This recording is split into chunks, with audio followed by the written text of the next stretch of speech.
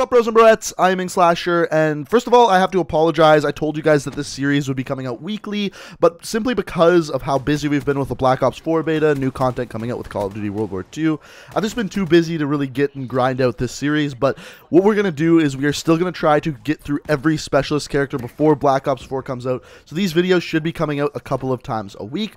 But today, specifically, we are looking at Prophet, and Prophet actually has one of the most interesting stories, in my opinion, out of any of the characters from Black Ops 3. And on top of that, by looking at some of the information we know about Prophet from Black Ops 4, we can actually find a lot out about Prophet, but more specifically, find out a lot more about when Black Ops 4 actually takes place. Because as we know, Black Ops 4 does not have a date where it specifically takes place. All we know is it takes place between the events of Black Ops 2 and Black Ops 3. But as it turns out, Prophet's storyline can help us whittle down what time period Black Ops 4 actually takes place. So who is Prophet? Prophet is a man named David Wykes who grew up in London. Now, growing up, he had something that people called machine empathy, and basically what this is a natural understanding of machines' functions. He enjoyed dismantling them, and all in all, this is what he enjoyed doing. Later in life, he joined something called the British Engineering Corps, through which he worked his way through the ranks and eventually became a part of the Winslow Accord, which we now know is, of course, part of the Black Ops division of the CIA. And as we're going to find out throughout the various transmissions, he is now a very, very heavily upgraded human. He's over 70% machine, 30% human, so really, would you consider him a man or a machine? I'm not really sure. But before we look at the transmissions and look at the exact history of Prophet, let's first look at his abilities and compare the differences between his abilities on Black Ops 3 and Black Ops 4. So the first thing we have here is, of course, the Tempest. Now, the Tempest is the specialist weapon in Black Ops 3. This is actually carried over to Black Ops 4, but is a little bit different. So, the description of the Tempest in Black Ops 3.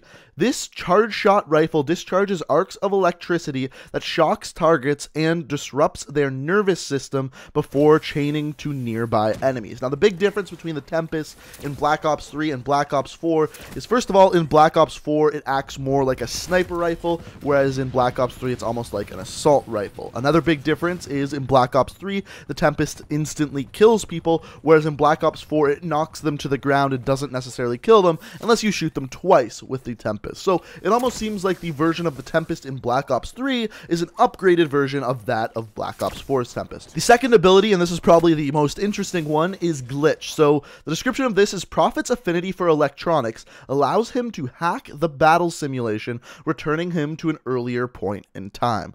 Now, the interesting thing about this one is, of course, this is not an ability in Black Ops 4, and the big assumption as of right now as to why it is not an ability is because Black Ops 4's gameplay does not take place inside a simulation, which of course means Prophet wouldn't be allowed to hack the simulation, therefore not being able to glitch. However, in Black Ops 4, once again, his other ability really does follow his storyline, where it's a Seeker Shock Mine. And basically, what you can assume, we don't know this yet, but this is Prophet's invention. He kind of creates this own drone that is able to run through the map and shock his enemies, therefore giving him the upper hand in battle.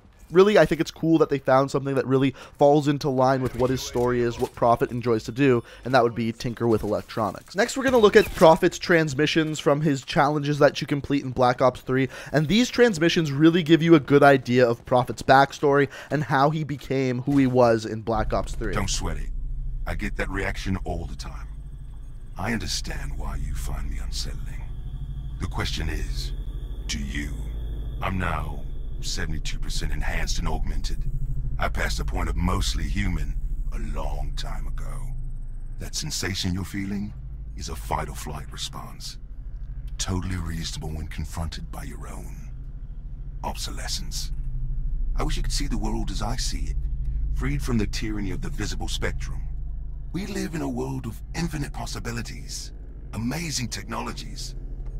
You need to escape the limitations imposed on you and take control of your own destiny. This time the dinosaurs can dodge the rock headed towards them. All it takes to avoid extinction is an initial act of will. Embrace the new. Upgrade. So the interesting part about this first transmission is this is the first time when we've listened to a character's transmission where you can very clearly tell he's being interviewed. Right at the beginning of the interview, he says, "Don't sweat it. I get this reaction all the time," like he's talking to someone who has just seen him for the first time. The other thing that you can take away from this first part of the transmission is that, as you can clearly tell, he thinks machines are better than humans, referring to the human he's talking to as their own obsolescence, like the machines are better than humans. So in this next transmission, pay very close attention to the dates, as it gives us a pretty good idea when Black Ops 4 takes place. On top of that, it also proves the Call of Duty Wikipedia wrong when it's talking about Prophet, but we'll get there in a second. I was 28 when I took a leave of absence to look after my mom and dad. That was 2062. I didn't even have DNI back then. Medically, we're in a very vulnerable phase. We're advanced enough that people are living longer. So much so that we're running into whole new classes of age-related diseases that we can barely diagnose, let alone treat. Within 3 months, both my parents were diagnosed with degenerative conditions that weren't well understood. They couldn't predict the path my mom's would take. It didn't even have a name. I looked after them both, basically powerless to do anything but keep them comfortable. As little by little over the course of 2 years, the things that made them them just faded away. While I watched their decline, I had a lot of time to think. And you know what the single fundamental conclusion I came to was? Meat is weak.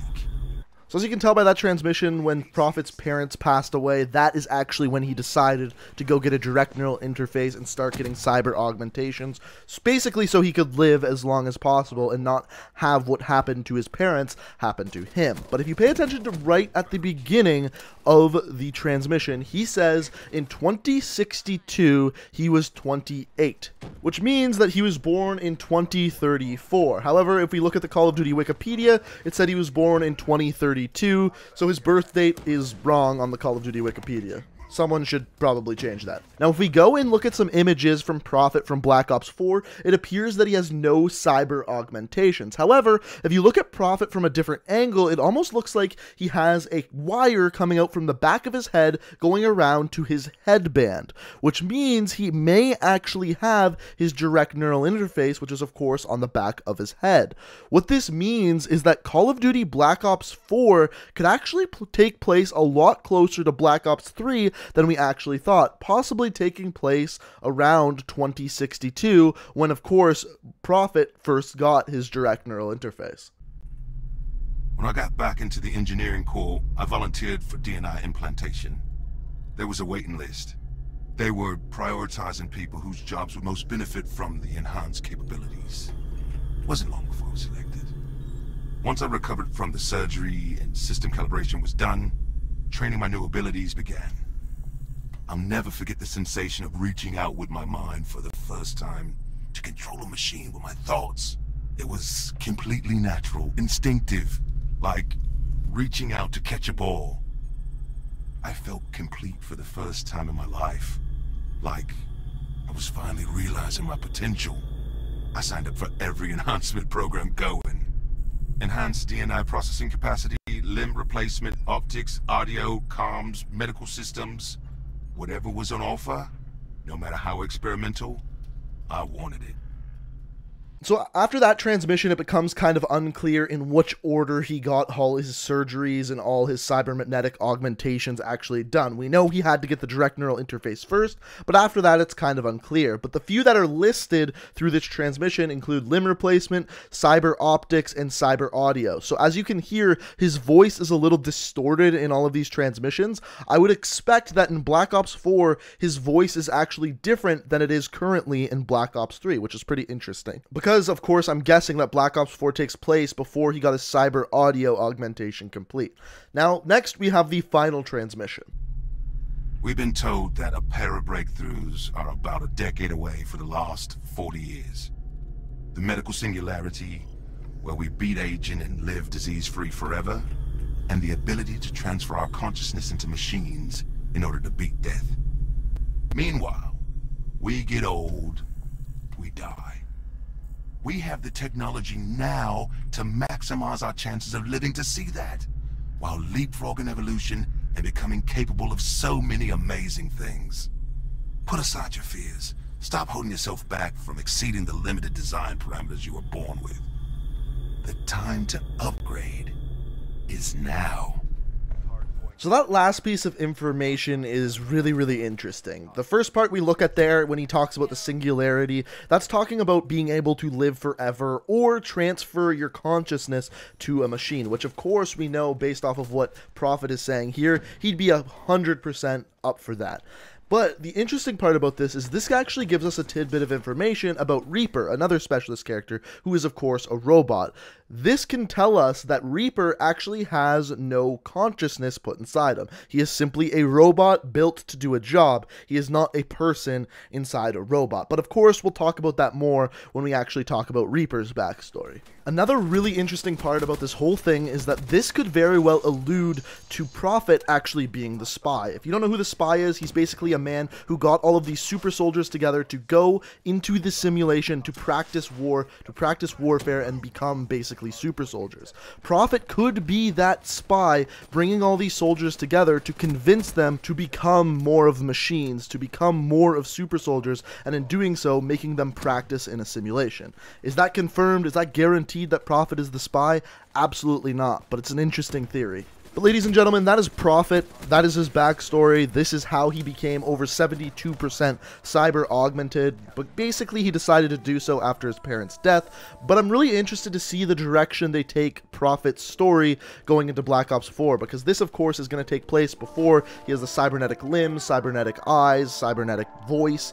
And I'm really interested to see what that plays off as in Black Ops 4. But let me know what you think down in the comments, guys. If you enjoyed the video, it'd be very greatly appreciated if you could hit that like button. And if you're new to the channel and want to stay up to date on all my videos, the best way to do so is turn on the notifications and make sure you hit that subscribe button. But guys, I hope you enjoyed. Thank you so much for watching. And until next time, peace out. We are reaching for the stars, but we're making it.